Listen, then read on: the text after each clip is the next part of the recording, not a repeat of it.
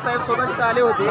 तिथं एक मनपाचा कर्मचारी असतो बरोबर, त्याला सस्पेंड करण्याचे ऑर्डर काढलेले आहेत. दुसरी गोष्ट त्या आरोपीला अटकच याच्यासाठी केली, त्याच्या मागचा कोण आहे शोधण्यासाठी त्याला अटक केली. आम्हाला मागचा पैसा त्या महंत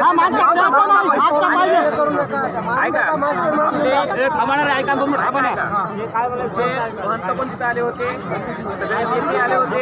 सगळ्यांना आता सगळा मॉब सगळा संपलेला आहे. त्यांचं सगळ्यांचं म्हणणं आहे की उद्या सकाळी 10 वाजता आपल्याला परवानगी बंद करायची.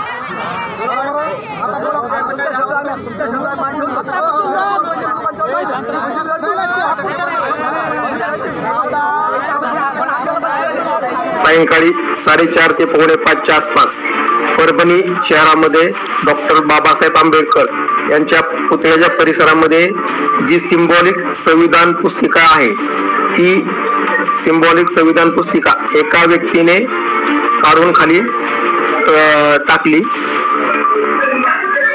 त्या ठिकाणी तात्काळ आजूबाजूला जे उपस्थित नागरिक आणि जवळ थोड्या अंतरावर जे पोलीस होते ते पोहोचले.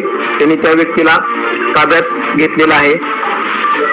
आणि माझं या घटनेच्या अनुषंगाने सर्वांना आव्हान राहील की कुणीही अफवा पसरू नका, शांतता राखा. तो जो व्यक्ती आहे तो व्यक्ती आमच्या पोलिसांच्या ताब्यात आहे.